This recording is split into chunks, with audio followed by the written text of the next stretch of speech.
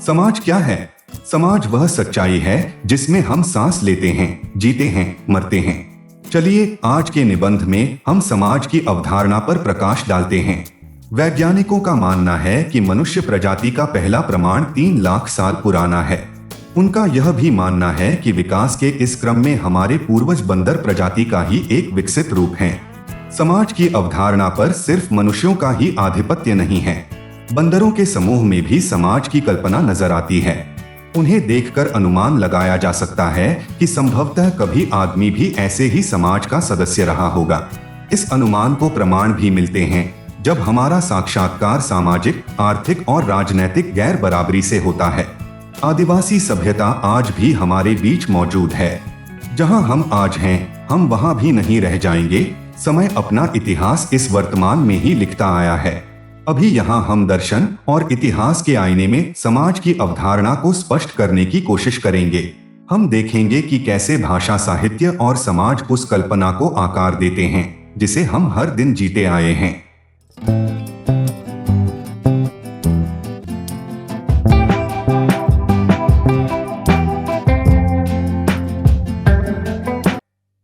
Wikipedia के अनुसार समाज एक से अधिक लोगों के समुदायों से मिलकर बने एक वृहद समूह को कहते हैं जिसमें सभी व्यक्ति मानवीय क्रियाकलाप करते हैं।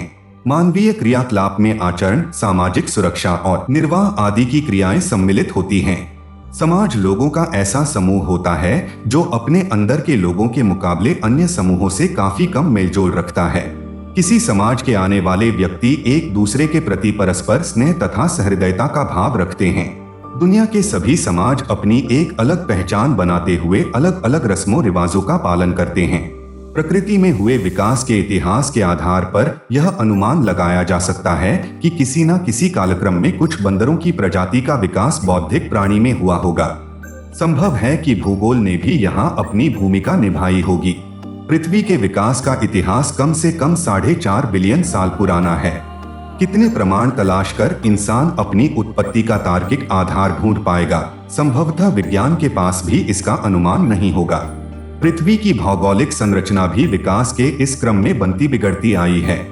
ड्रैगन काल्पनिक हो सकते हैं, पर डायनासोर के पुरातत्व प्रमाण मिले हैं। कभी ना कभी ऐसे विशालकाय जीव भी इस धरती पर विचरण किया करते थे।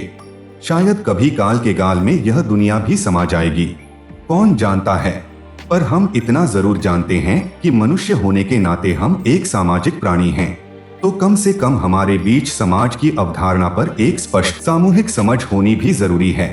एक परिभाषा हमारे सामने है, चलिए उस पर थोड़ा मंथन करते हैं। समाज होने की पहली शर्त है कि एक से अधिक लोगों का होना जरूरी है। एक व्यक्ति समाज नहीं बना सकता, पारिभाषिक स्तर पर ही वह असमर्थ है।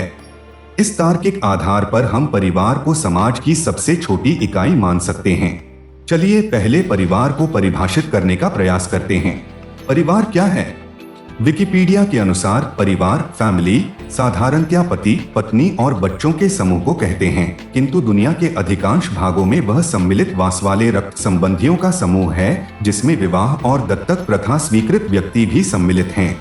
देखा जाए तो व्यक्ति अपनी अवधारणाओं और कल्पनाओं के आधार पर परिवार की रचना करता है। क्या हमारे बच्चे हमारा सपना नहीं हैं?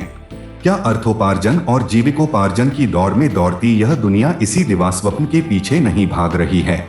इस तरह से परिवार न सिर्फ समाज की सबसे छोटी इकाई है, बल्कि वह सबसे छोटी आर्थिक इकाई भी है। भारतीय अर्थशास्त्र इस बात के प्रमाण लिए बैठा है कि कैसे भारतीय कृषि प्रधान सभ्यता में परिवार ही अर्थ की बुनियाद था, क्योंकि परिवार ही उत्पादन का केंद्र हुआ करता था। वैसे इकोनॉमिक्स में भी कुछ मिलती जुलती अवधारणाएं हैं। इकोनॉमिक्स में जो इकोज है वह घर परिवार ही तो है। औद्योगिक क्रांति ने वैश्विक इकोनॉमी के साथ साथ भारतीय अर्थव्यवस्था के इस समीकरण को बदल कर रख दिया। आधुनिक युग में दुनिया जितनी वैश्विक और उसकी अर्थव्यवस्था जितनी विकराल होती जा रही है, उतनी ही छोटी परिवार की अवधारणा होती जा रही है। अर्थ के बंदर बाट ने परिवार की कल्पना का बंटाधार कर रखा है। खैर, अब वापस हम समाज की अवधारणा पर पहुंचते हैं। अगर विकासवाद के तार्किक समीकरण को हम आधार बनाएंगे तो कहीं ना कहीं जाकर हम एक ऐसी इकाई पर पहुंचेंगे जहां से विखंडन की प्रक्रिया का प्रारंभ हुआ होगा। भौतिकी ने इसे गॉड पार्टिकल का नाम दिया है। जन सामान्य ना जाने कब से भगवान का जाप किए जा रहा है। भारतीय दर्शन ने विकासवाद के कई तार्किक आधार दिए हैं, जिनमें सबसे मजबूत व्याख्या अद्वैत दर्शन में मिलती है। यहाँ प्राचीन भारतीय दर्शन का सीधा साक्षात्कार आधुनिक पाश्चात्य फिलॉसफी से होता है। खैर, इस बात पर हम विस्तार से कभी और चर्चा करेंगे। फिलहाल मुद्दा समाज है। समाज की अवधारणा के अनुसार यह एक ऐसी व्यवस्था है जहां व्यक्ति का विकास होता है।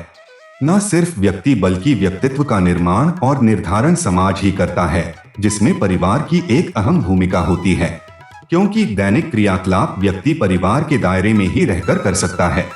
एक तरह से देखा जाए तो हमारी सबसे बुनियादी जरूरतों की पूर्ति परिवार करता है। मांग और आपूर्ति की इस इकोनॉमी में विवाह के अलावा खाना और खतरा भी अहम है। देखा जाए तो आधुनिक समाज में ही नहीं, इंसानियत के इतिहास में रसोई परिवार का निर्धारण करती है। जितने लोगों की रोजी रोटी एक रसोई पर निर्भर करती है, हम उसे इमीडिएट फैमिली या सगे संबंधियों के रूप में जानते हैं। बाकी बचा खतरा जो हमारे रिश्ते नातों का व्यावहारिक आधार बनता है। विपत्ति में जो जितना काम आता है, वह व्यक्ति या परिवार हमारे परिवार का उतना हिस्सा बनता जाता है। इसी अवधारणा के आधार पर हम सब मिलकर एक राष्ट्र की कल्पना को आकार देते हैं। जब हमें बचपन में इस प्रतिज्ञा को रटवाया जाता है, all Indians are my brothers and sisters, और तार्किक प्राणी होने के नाते हम मन ही मन यह बुदबुदाना भी नहीं भूलते, एक्सेप्ट वन। इस तरह से हम एक वैश्विक परिवार की अवधारणा पर पहुंचते हैं। सिर्फ भारतीय ही क्यों, क्या व्यक्ति व्यक्ति पर बुनियादी जरूरतें बदलती जाती हैं?